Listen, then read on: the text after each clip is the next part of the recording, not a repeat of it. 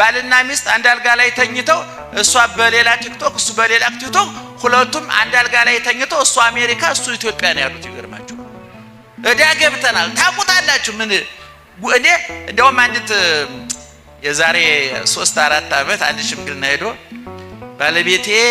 ሌላ ተጨማሪ ሴት ይዟል ብላ ሴትየዋ ተናገረች አረ እንደው ምን እንደው ታውቃላችሁ እቺ ኢንተርኔቷ ናት የኔ እንደው ውሽማ ይበጠበጠችኝ ከቢሮ ሲመጣ እሷ ላይ ነው የሚተከለው አይኑን ላገኘው አልቻልኩም እኔ ወንድሜ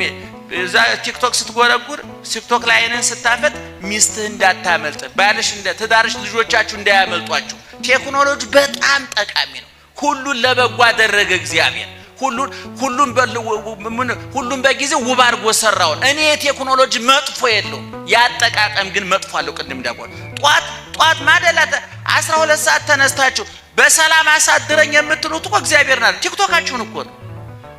እውነቱን እንደው መድኃኒዓለም በሰላም ስላሳደርከኝ አመሰግናለሁ ልክ አይኑን እንደገለጠ እንዲያሻሸ እስቲ ምን ተፈጥሮ ይሆን ምንም የተፈጠረ ነገር የለም በቃ እንዳንተ ወሬኞች እዛ ተጠደው ሲያወሩ አድረዋል እነሱ ስራ ብለው እንጀራቸውን ጌታዬ ዳቦ እየጋገሩ እንጀራ ወጥ እየሰሩበት ነው ኪሳቸውን እየሙኑራቸው እያሻሻሉ ነው አንተ እየተባላ አሁን በሃይማኖት ጉዳይ እኔ አሁን ቲክቶክ ላይ ሰዎች እየቆረጡ የሚልኩልኝ አንድ ሴት ይዋለች ሁለቱን ለመናገር ስሟ ወበረካቱ ብላ ስለምትጀምር ሙስሊም ናት ብያዝ እኔ እንዲህ አይነት አንደበቷ የረከሰ የቆሸሸ ሴት ቅዱሱን ደጉን የኢትዮጵያን ሙስሊም አትወክለው ሙስሊም ወገኑ እናቃቸዋል ጎረቤቶቻችን ናቸው በየቦታው እናገኛቸዋለን አብሮ መኖር የሚፈልግ 99% ሙስሊም አብሮ መኖር የሚፈልግ ነው እናቃ አንዳንድ ሰዎች ግን አንደበታቸው ያልተገረዘ ንግግራቸው ያልታረመ እንዴ የደንቆሮ የተዋህዶ ህዝብ የኢትዮጵያ ቤተክርስቲያን አለች አንድ ቀን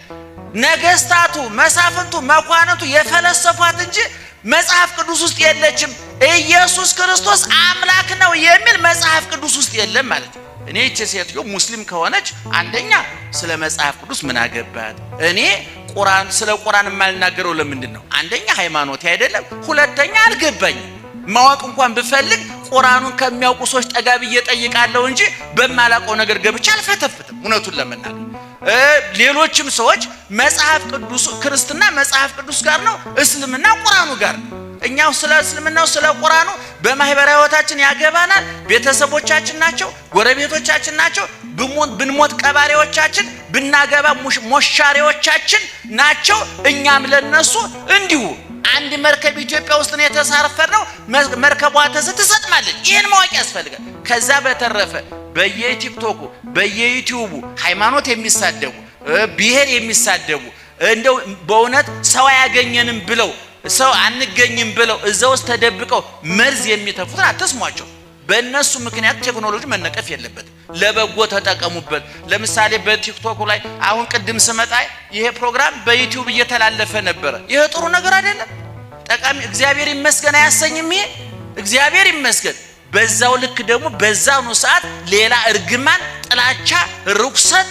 ሚላይ የሚያፈርስ የሚበትን የሚያቆስል የሚያደማ የሚያቆሽሽ የረከሰ ቃል ይተላለፋል ደይደካ በዘፈቀድከ እሳትና ፍትፍት አቅርቤልሃለሁ ልቃጠል ካልክ ወደ እሳቱ ልትገብጋል ወደ ፍትፍቱ እጅህን ዘርጋ ብሎ የነጻነት አምላክ ዘር ተናግሯል